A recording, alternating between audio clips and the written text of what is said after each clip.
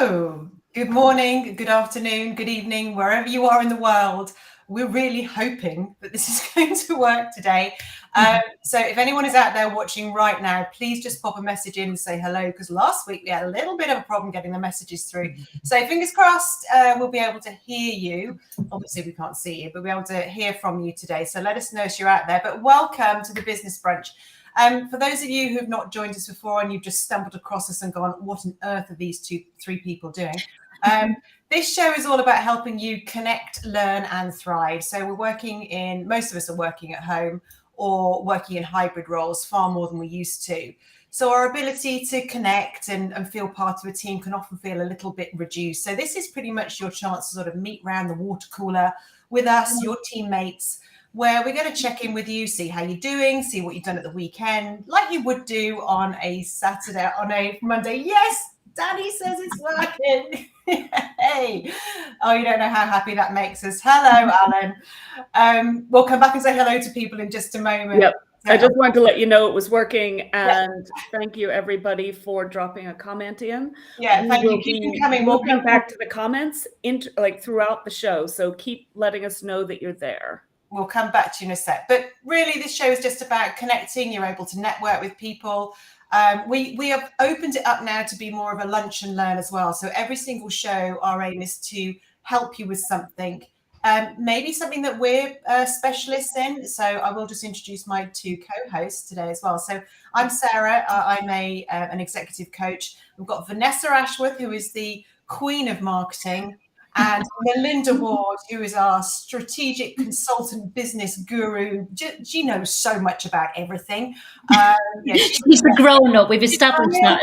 Of the show. She knows a lot of stuff, and we just sit there and go, she's very clever. But today we're going to be taught something by the wonderful Vanessa. So we're going to learn about customer journey mapping today.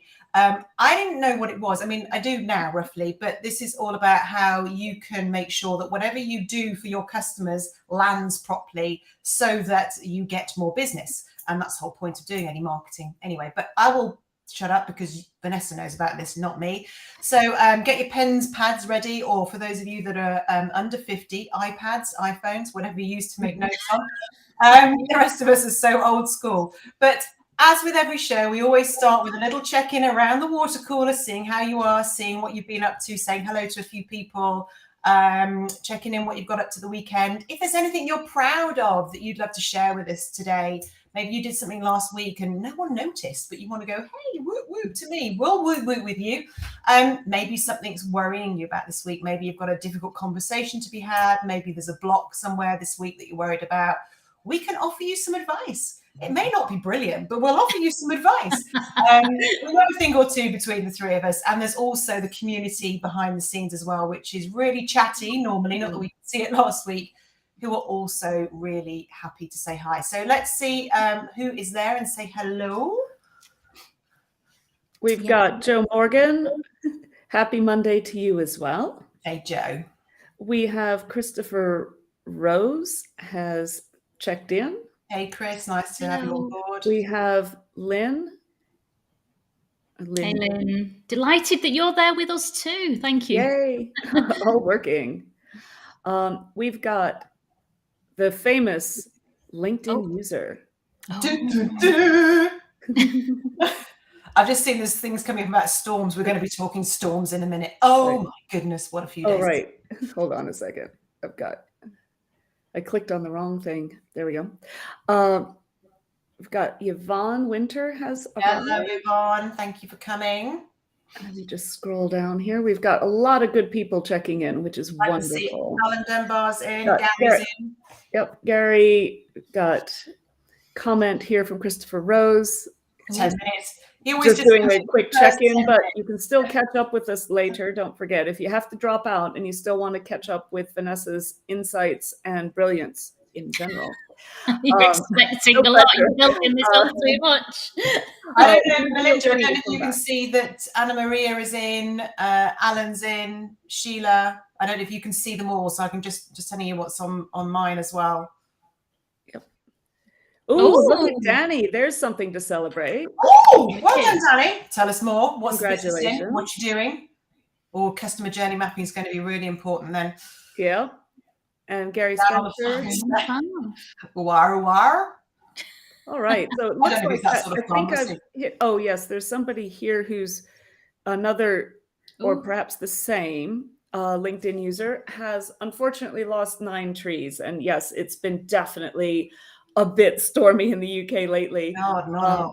Yeah, I've not had too much damage, fortunately. I know Sarah was heavily impacted by the storms. Mine so far has been limited to, I have a tree in my front garden. It's kind of as you walk up the path from the pavement, and it used to arch over the gate and make like a nice frame for the entry. It's now become a limbo stick. So it's not a bit of a lean, and it's going to have to come down. I have to say, that makes me laugh because I had to take the dogs on a walk the other day. I had to get it out. I've had no power since Friday morning. Obviously, I've got power now. Managed to wash my hair and everything. But it's been really grim, very cold, and all the rest of it. But I took the dogs to walk, so I just needed to get out. And I've got tiny miniature chihuahuas. They're about this big.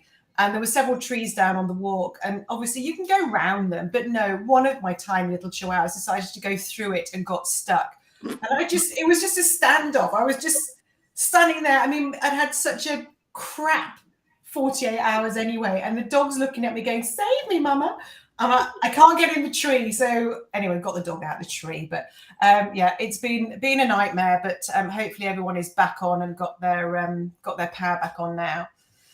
I'm just going to say hello to, I don't know if you can see all of these, but let's just see if there's, Joanna Bell is in. Hi, Joanna. I've said hi to Alan. I can see Alan. I don't know if you can, but he says, hi, everyone. We've got some congratulations coming in for Danny too. Oh, that's nice. Danny, let us know what you've been, what you've started your new business in. I don't know if I think this is it. Yep. Cultural change consulting called Fergan. I don't mind. I like it. Wow, yeah. Congratulations. That's brilliant. Good for you. Sorry about the dogs barking in the back. Just arrived. We've got Steve is joined us. Hi, Steve. Thanks for joining us. And Christopher had another comment here. Ooh. So I'm not too dazzled by Vanessa's brunch. Yeah, just as well, Chris. Yeah. Put the shades on. She is so bright. So limbo time at my house. And I had to put a caution sign up on the tree for any delivery people or posties coming through, just so I don't have liability until I can get a power saw to cut it. You don't think they'd see it? Well, it's like you're paying attention to opening the gate. And as you're opening the gate and walking through, you will bash your head. It's just like poof. Oh my God. Yeah, it's definitely been an interesting 36 hours, that's for sure. But hopefully everyone is safe and everyone's back online. So anybody out there got anything they want to share? Any other good news? Limbo videos, please don't. She will. Here is Danny's answer for Fergan. So it's a Hebrew word that means the pure, sincere, and genuine happiness are found in someone else's success or accomplishments. That is a brilliant name. That is so cool. I absolutely love it. I did learn Hebrew, actually, a long time ago when I was Jewish. I mean, I am obviously still Jewish, but when I practiced Judaism, and I learned Hebrew, but it goes as far as Shabbat Shalom, Ima, Ibar, and that's about it, but I'll stop. And Waggy's in. Hi, Waggy. Hi, Waggy. Nice to have the regulars back. Yeah. Okay, so what have you been up to at the weekend then, guys? Guys and gals, have you managed to keep safe? Anyone lost electricity? Anyone? Well, you wouldn't still be without power because we wouldn't be on here. But anything you're proud of? Anything getting in your way this week? Anything you want to share with us and get some of our expertise and help on? Danny's getting a lot of love on his company name here. It is a beautiful word. Yeah. So congratulations, Danny. We're very impressed. Yeah, good on you. Good on you. What about you two ladies? Vanessa, what you've been up to this week? What I've been up to? So on Friday night, I was out with my mum in Manchester to celebrate her birthday, and we went for a lovely meal first at a restaurant called Fumo, which is Italian and gorgeous. And then we went to watch Blood Brothers at the theatre, which is a musical that was recommended to me. Let me say, I'm never ever going to go and watch it again.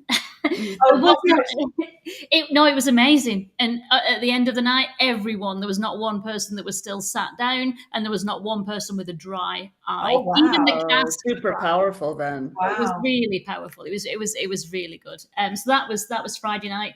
Saturday, I got up onto the hills in the snow, and it was beautiful. And I shared some photos on LinkedIn. So if you want to go and see that, that was fab. And then since then, I've been bunkering down whilst the storm has whipped around, and the dog has refused to go walking. You know it's bad when. I've had to kick her out into the garden to go to the toilet. Well, but she's refused to go for a walk. My two were not keen going out in the rain anyway, but they are only about this big. But a friend of mine rescued me, Louise, if you're out there, hello.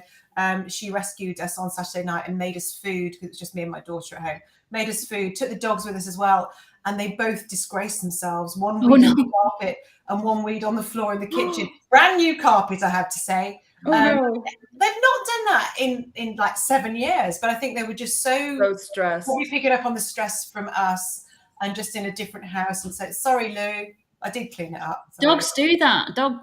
A new house and strange behaviour that they never do at home. It was very, very just. Luckily, really little weeds because only little child. What about you, Melinda? Did you get up to anything crazy by any chance? There's always a chance. On Saturday night, I had a friend's birthday party, and it was in the theme of RuPaul's Drag Race, with the lip sync for your life as the main feature. So I was one of only 2 ladies who dressed up. The rest were men, of course. And so I did Blondie's Heart of Glass as my first song, and Cyndi Lauper's Girls Just Want to Have Fun as my second. Excellent. Good choice. I didn't make it to the finals, but there were some fabulous queens, so I just had fun. I didn't feel bad about not making it through to the final round. Then last night I had a rescheduled event that has been pushed off, thanks to COVID a few times. And it was a kind of an immersive theater experience where you're participating in the story and driving the storylines for solving a crime that was set in New York in 1986.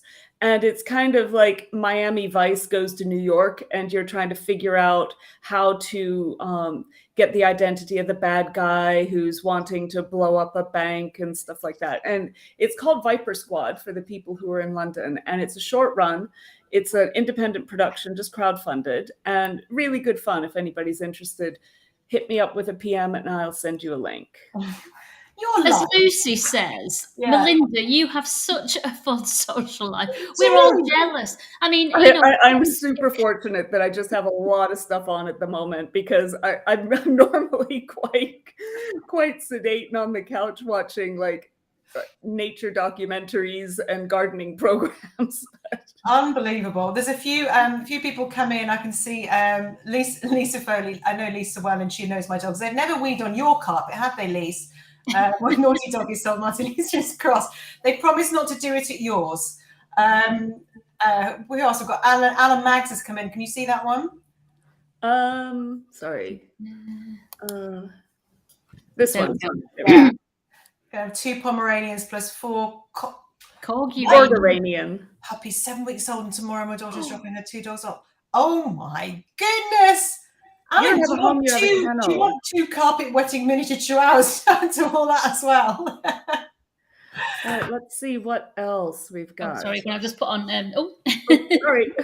You're working against each other, ladies. Sorry, I'll stop. Hands off. Yep. And LinkedIn user, it was super fun. Yeah. It's nice to be completely creative and silly sometimes, isn't it? I think it's important to be silly. Yeah. Anna Marie is just saying she's jealous of your weekend. A working mom Saturday and a family Sunday. Oh, it sounds nice. Listen, Madrid is awesome. Yeah, but traveling to Madrid next week. Woo! And I would say, if you don't know, the Prado Museum is fabulous. And at least pre-COVID times, if you got there at 4:00, you can get free admission until they close at 6. So you get the last 2 hours free. So if you're like me, and big museums are best in smaller doses because it's like so overwhelming, like the talent and just the art is quite powerful there. It's a good option to kind of duck in and just have a taster before committing to like a full day. Joe, I'm just thinking what we should have on this show. I'm going to come to you in a second, Vanessa, because we're going to talk customer journey mapping in a second. But we should have a little slot where Melinda just tells us the fun stuff to do in London. Because you really should be on a notice board somewhere. Yeah, it's amazing. Cats and dogs can be on new carpets floors because they've, yeah. Yeah. But it wasn't their house, Chris. Okay. Yeah, just a couple more people have dropped in. We've got Gary Spencer. He's been making firewood. Cool. Excellent. I needed a lot of that this weekend. A lot of that and a lot of coal. Thank God we have a log burner. And one comment just to clarify before we move on to Vanessa's segment. Yeah, for Danielle and everybody else, if you're not seeing all of these comments in the feed that you are watching, that is completely normal, because what we're doing is we're streaming to multiple places. We are on each of our 3 individual LinkedIn feeds, plus also some YouTube, some Facebook business pages. Lots of options. So you only see the comments for the people who are on the same stream as you. You don't see everybody's, although we can see it through the magic of Restream. When it works. Danny's got a question for you. There probably were about that many, but it was a completely different social group. For anyone that's not watched the shows before, Melinda's got it's become an inside joke. She got a lot of friends. Well remembered, Danny. Okay, let's move over to the main feature of the show today. It's all about customer journey mapping, and our very own marketing amazing expert, Vanessa, is going to talk us through what on earth this thing is. I didn't know. What do we do with it? Why do we care? And lots of other lovely stuff. So if you've got any questions about this, please keep them coming in as Vanessa's talking to us and sharing her insights with us. But yeah, listen in. I've got old school ready. Yeah, over to you. Tell us what we need to know in 22 minutes. I know. Yeah, there is so much. Now, if I'm going to try and get through this in kind of 15 minutes, but if you want the shorter version, about a year ago, but it's in my featured section on my LinkedIn profile, there is a video of me hula hooping for 3 minutes telling you all about customer journey mapping. Wow. I remember it, yeah. So if this is kind of too much and you need a bite size, then I'll tell you to go to my featured section and you'll find me hula hooping on there. I mean, I did think about getting the hula hoop and trying to do it for 15 minutes, but I thought... Anyway, customer journey mapping. So I'm going to tell you what it is, why it matters, and then give you some really actionable insight to draw up your own customer journey map. So first of all, what is it? Very simply, it is the journey that your customer makes from finding you, so from being aware of you and being attracted to you, to them taking action, to making you aware of them. Now, you can create a bigger customer journey map, and I think most companies should, to think from that attraction to action to transaction to implementation to advocacy, and then to retention, where they keep coming back and buying more. That's the bigger customer journey map that you should figure out. But I'm going to talk to you today just about that attraction to action, where the customer gets in contact with you and they know you exist and you know they exist and you can do something about it. I'm going to talk to you about it, particularly about B2B, because I think that's where most of the audience here are from. And I'm going to talk about websites in particular, because that's where a lot of those leads, those inquiries, that's where they fall away, and that's where they're not being captured. So that's what we're going to talk about. So why is it important? Well, it's important because you won't be getting all the leads if there are gaps in your customer journey and your customers are getting lost and going elsewhere. So it's plugging those gaps and capturing those leads. That's what it's all about. And if you think about customer journey mapping, it is about customer experience. It's removing that grit. And I'm going to talk about websites, but if you think about the customer journey offline, what's that like for your customers? Let me give you an example. I went to Glasgow last week.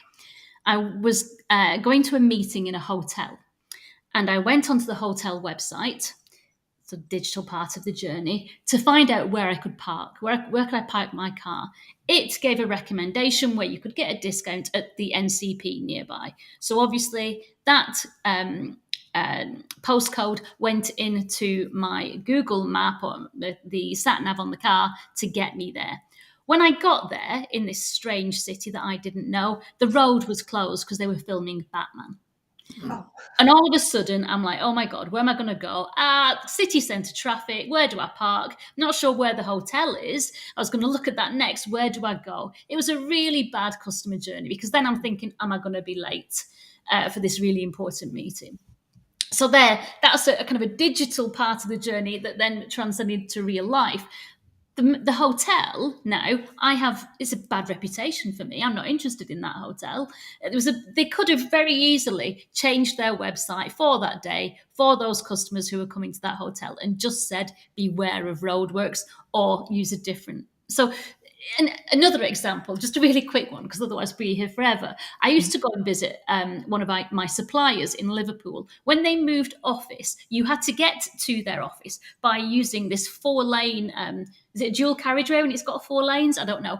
And you would expect that it's a 40-mile-an-hour zone. It wasn't. It was 30. I went there for the first meeting. I got a speeding ticket. I told them after that I got a speeding ticket, and they said, oh, yeah, that happens to so many people. People expect it to be a 30 zone. It's like, well, tell the people who are coming to visit you, beware, that's a 30 zone. Because then when they get to you, they won't be disappointed. They won't be stressed. That's a real life customer journey. But I'm going to talk about the digital way. Sorry, really good examples, though, to help us understand is we forget on the day or the week that our customers might have never been to us before. Yep. And if there's a problem with our website or something, or there's a problem, they can't get hold of us, maybe our internet's down because there's no electricity. Mm-hmm. What do? You know, you've got to. Yeah, good. I like those. I'm in. Okay, so that's the digital to real life version, but we're going to concentrate on the digital today. So we've said what it is. We said why it's important. Now we're going to look at how we create one. Okay, number one, I'm going to number these. It's going to be really simple. You've got to know your customers. Now, you have to think about who your ideal target customers are for your website. And I would say build personas. Don't all jump on me now and say, oh, personas, they're old hat. Does this person have a beard? How many people are in the family? What's his name? Forget that. You can go into that detail if you want, but know specifically who your ideal target customer is, what their pains are, what their difficulties are. If you remember a few weeks ago, we talked about the value proposition, and we looked at that right side of the canvas where we looked at the customer as a whole to understand their difficulties and to pinpoint how we help them. So know their difficulties, know their pain points, know how you help. No, that's number one, know your customer.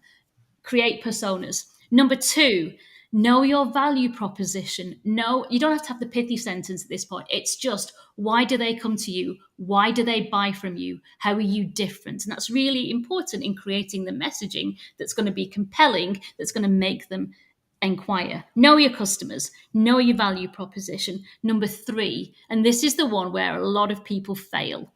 Know the ultimate aim of your website. Is it to attract inquiries? It used to be in the 1990s when we first started creating websites, there were information boards, weren't they? It was a catalogue. Not anymore. It's got to have a focus. It's got to have purpose. And you've got to decide for those key personas, what is the ultimate aim of your website? Is it you want them to phone you? If it is, you've got to have your number there very clear on every page. Is it you want them to book a demo with you? If it is, it's got to be clear there. And this is the whole thing. You've got to make that customer journey so smooth, so easy. People will not search.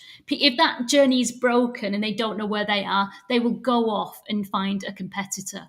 They'll go and find a journey that's smooth and easy because we're short on time. And this is it. This is why the customer journey is so important now, because customer behavior has changed. We want to inform ourselves. We don't want to be sold to. We want to be able to find the information ourselves and make that decision that we feel is good for us and is a good fit for us. Now, there is another kind of part of customer behavior that's changing again. So don't worry, sales guys, you won't be out of a job. It's not all about marketing anymore. We have to make all that information available. But because all that information is available, sometimes we want to cut to the chase and get someone to give us a demo and to select what information is pertinent to our customer journey. So now it's more about helping and not about selling. But be clear on your ultimate aim for your personas. Okay, that's the foundation. Know your customer, know your value proposition, and be clear on what your purpose is for the website. Once you've got that, now we can start plotting that journey. So take your personas and think about the problems that they've got. Then think about the buying cycle. And I was going to get a picture of this to show you. I've not got one, but take a breath. The buying cycle. Can I just stop it for a second, so you can take it with this? We've got quite a few people making some comments, which would be nice to see. Ashley's popped in. Hi, Ashley. He says he's sorry he's late, but he likes her examples. We've got Anna Maria saying, yeah, great, lovely examples. I don't know if you can see. Yeah, there they go. Yeah, lovely examples. From Anna Marie. And we've got from Stephen. Yeah, he's relating hard to your speeding ticket option. Well, every time I then went to visit that company in Liverpool, it was always, I've got to go to their office again. And it was purely because of that speeding ticket. So it's created an association, a bad feeling in the brain, which is, it doesn't make you want to go back there. So clean language engagement with your customer. Absolutely right, Waggy. And I'm just thinking about my website, and now just having heard what you said, I need to go back and just take some words out, I think. Oh, I don't know. Vanilla Heinemann blue and gold sheet. I don't know what that is. But I learned that buying cycle with spin methodology. So that's how I learn, which is particularly for B2B and for big ticket purchases. But buying psychology doesn't matter whether it's a pair of shoes or it's a big piece of capital equipment. You still go through that cycle.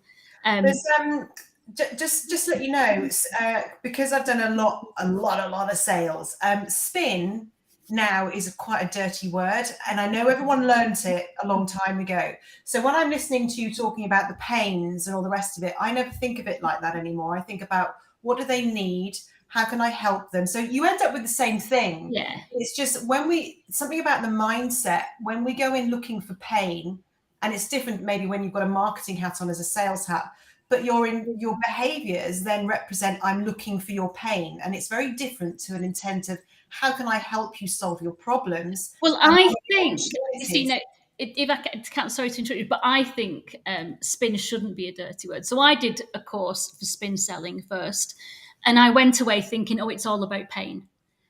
And that's where I kind of started creating my messaging. Then I did the spin for marketing course, and just having that extra time to think about it made me realize that I was looking at the wrong thing. I was looking at the sad face, when actually, when I did it for the second time, I realized the messaging has to be all about the smiley face. It's all about the help and the need. So I absolutely understand where you're coming from. You have to understand the pain to turn it around so that you're giving the customer that smiley face. If you talk about pain, then you become a kind of quite negative and bad news kind of merchant. People don't smile when they see your brand. If you talk about the solution, if you talk about making things easy and making your customer's life easy and the happy side, then you become the brand that gives solutions and are more happy. So I absolutely agree. Do not focus on pain, but be aware of it so that you know what you're bringing and how you're helping. You mean like giving the answer without stating the pain itself? So instead of like the stereotypical TV ad for like frying pans or something like that, are you tired of X and Y and Z as a problem? We can solve that. So you go straight into the, this salt, this food. Yeah. Right, I'm going to crack on because we don't have Yeah. time otherwise. So, right, so we've got know your customers, know your value proposition, be clear on your ultimate aim. We've now taken your personas, we're thinking about the buying cycle. So I'm just going to really quickly go through. It's that attraction, the changes over time. Recognition of needs is the next stage. Evaluation of options is the next stage. So you've realized you've got a need. You're now going to be looking for what is the product, who is the supplier who can help fulfill that need. Once you've found that supplier, you then move on to resolution of concerns. Is this company safe? Is the management team capable?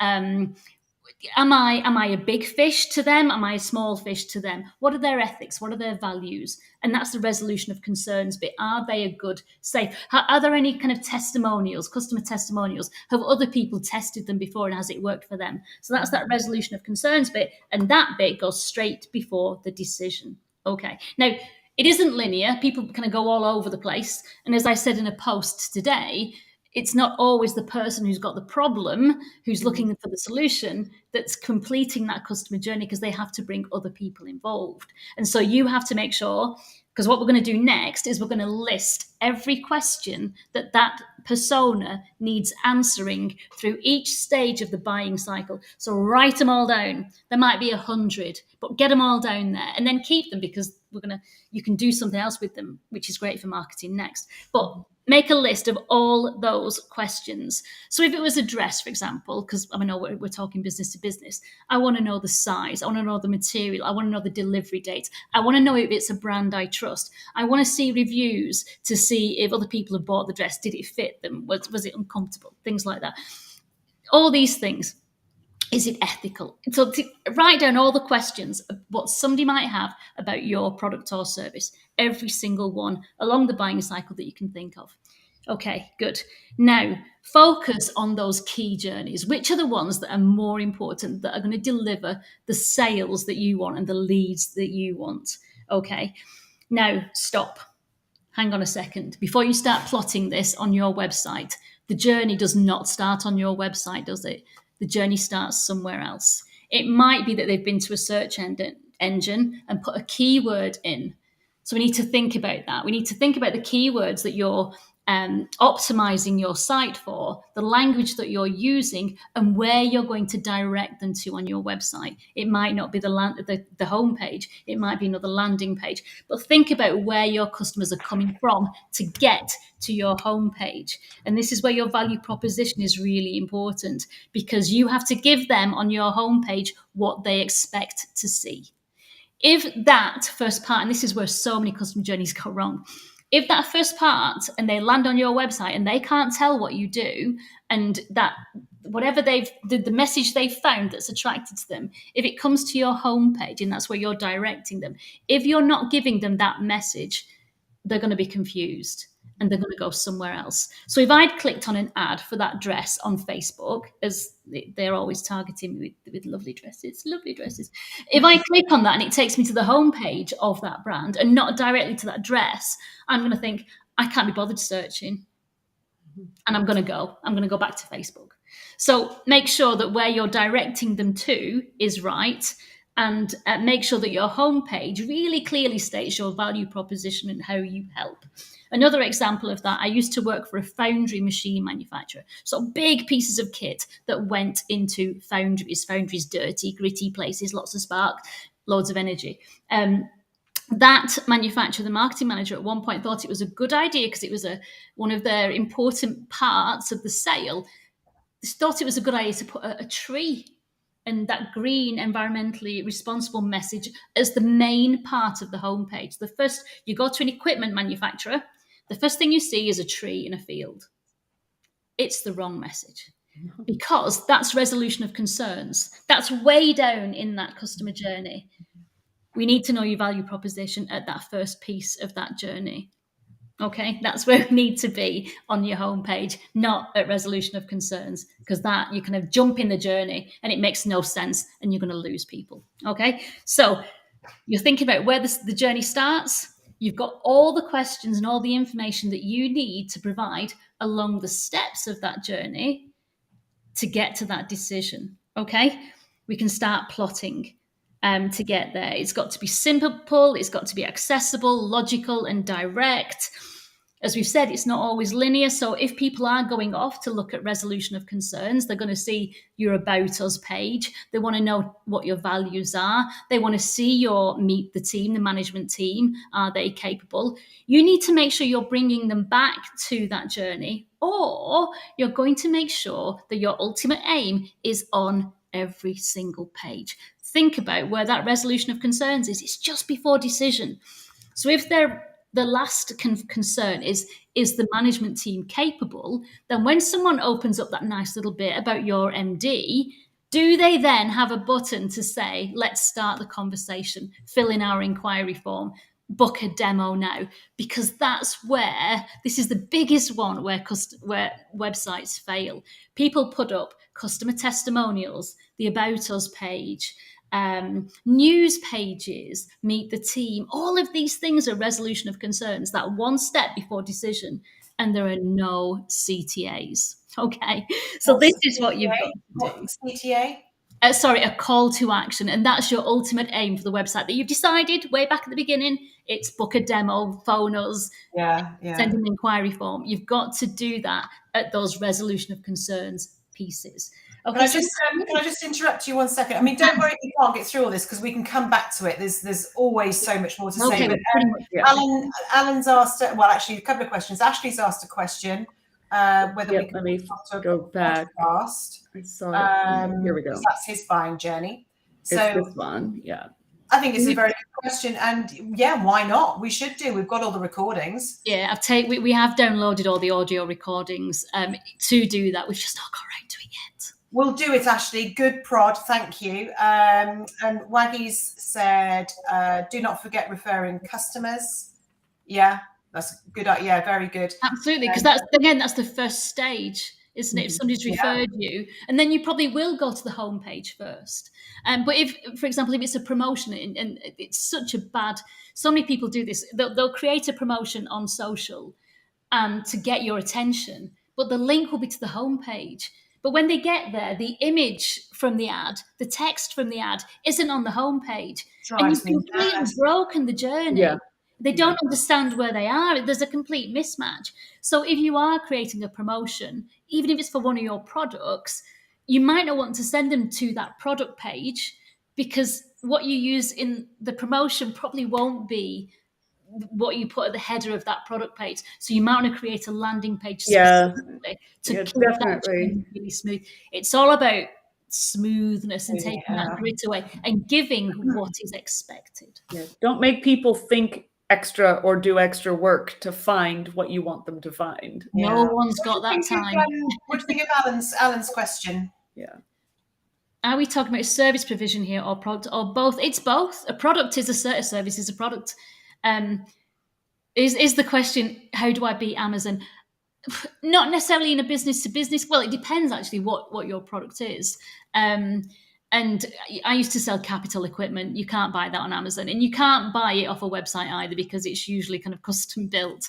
But I think with most B2B, there might be a few things, spares and things that they could put on Amazon, but majority obviously aren't.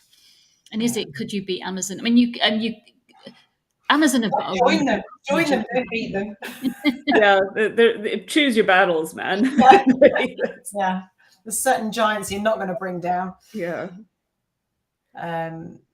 Yeah, thanks, Anna Maria. I think you're absolutely right. You should. This is an evolving process. We've only, how long have we been going? Probably about 4 or 5 months, long enough to get it onto podcasts for sure. But thanks for the nudge, because that is a very good idea and something that we do want to do. Chris is gone, but he's going to catch up. So just in the last, literally the couple of minutes, I know you've got loads more to share, but we can come back to this and do part 2. No, that's pretty much everything. So just, if I'd leave you with any of the things, just really, really quick. Know your customers, know your value proposition, know your ultimate aim of the website. Take those personas, list all the use cases, every question that they've possibly got, then choose your key journeys. Then plot your customer journey map, A, B, C, D, E, step 1, step 2, step 3, step 4, buy, or connect, or send a message. Remember, the journey starts before then, and always add everything. That's everything, really. Remember that The resolution of concerns bit comes straight before decision. So make sure that your about us pages, etc., don't fail in that journey. Take them to the next step. And then with all those questions that you've created, the 100 and whatever questions, keep them and start writing blogs about them. They ask, you answer. Every question that your customers will have, you can create in a blog, which will be great for search engine optimization and helping your customers make that decision. There you go. I just went on to mute because DHL's arrived. Of course, every lunchtime, and the miniature beasts are now barking like crazy. So apologies for that in the background. Wow, thank you. And I wrote down at the beginning: attraction, action, transaction, implementation, and advocacy. There's so much more to do. But yeah, if you like that, everybody let us know what you think. I don't know if you can give us a thumbs up or maybe even a love heart, just to say you loved it. And what else do you want to know? Let us know in here. I mean, next week we're going to be talking about communication skills, behaviors, and versatility, what actually sits underneath all of this as well. Because if you're not communicating in a way that somebody can hear you and is comfortable with you, not just on your website, but just physically as well, then that's going to get in the way of your customer journey too, isn't it? So it's really at the beginning. So lots of people saying it was brilliant and useful. Yeah, really good. Love this advice. Thank you so much. Yeah, thank you. I mean, I've learned loads. Do you know what I've realised to do, which probably a lot of people do, is I've started at the end, which is when you're doing a presentation or something, we start with the end in mind. But when you're doing a marketing campaign, you do want to know what you're trying to achieve. But I haven't got a good enough structure to put all those bits into, and you've just given that to me, so I'm really grateful. And I'm sure Dad's grateful because he's just starting his company. Yeah, thank you. What about you, Melinda? What were your top takeaways? Well, I was thinking about the frustration point that people have when, like you say, you click on a link or, even a Google hit or something, and it takes you to a completely different area of the website. And how much time are people willing to invest to find what they were actually looking for? And the answer to that is less every day. Absolutely. People are completely in for, immediate answers and resolution. And if you can't tell me what I need to know, I'm moving on. So yeah, that's having those, action options, schedule a call, schedule a meeting, arrange a demo, all of those sort of things. They can be sprinkled liberally, because if someone's only going to one tab of your website, you don't want that to not be the tab with the call to action. And that's it. Sorry, I was going to say, you don't, because I've said, for example, on all those kind of about us, those resolution of concern pages, do you have that inquiry form or whatever? And say, oh yeah, it's contact us is at the top, or it's down in the footer of every page, but it has to be in the text. You've got to have those buttons there. Do it. Ask for and not just one at the very, very bottom of a website, so you need to spend 2 minutes scrolling to find it. They can be liberally sprinkled throughout, and not being obnoxious about it, but just making it easy for someone to find you. Make yourself easy to do business with. That's it. With big buttons from Danielle. Big buttons. Totally agree. Big buttons for everything. So you're absolutely right though. If it becomes difficult, then we're just going to switch off. There's too much choice out there. Yeah. So make it easy. Amazing job, Vanessa, as always. Yeah, fantastic information. I've made a couple pages of notes. Go back and replay and write more. Yeah, exactly. We'll have to. Go and watch my hula hooping video. Now that's a call to action if ever there was one. Go and watch the short version and come and watch the long version. So the recordings will be on all of our streams. But thanks for the push and the little bit of the nudge about getting this onto a podcast, because that is something that we really could do and must do. Thank you for coming, joining us, getting involved, and for your questions and your thoughts and just being here. And we look forward to seeing you all again next week, where we'll be talking about communication, versatility, and how that underpins every successful person in the world. So it's really important. And if you are watching on replay, don't forget to put #replay in the comments so we know you've been. We completely realize that this show, the timing can be awkward some weeks, or your time zone might not match. but we still value your contribution. We value your eyes and your ears and your time. So we want to know that you've been. And if anybody has any ideas or suggestions for future show topics, feel free to let us know, because we are completely open to addressing your questions and addressing what will be most helpful for you. Absolutely. Yeah. This is your community and this is for you. So please do get in touch. And if you have any other questions on marketing or the customer journey, let me know and we'll help. Until then, thank you very much. Thank you very much for listening to me. And next week it's Sarah. So we'll see you then. Thank you so much. Thanks all. Have a great week, folks. Have a great week. Bye. Bye.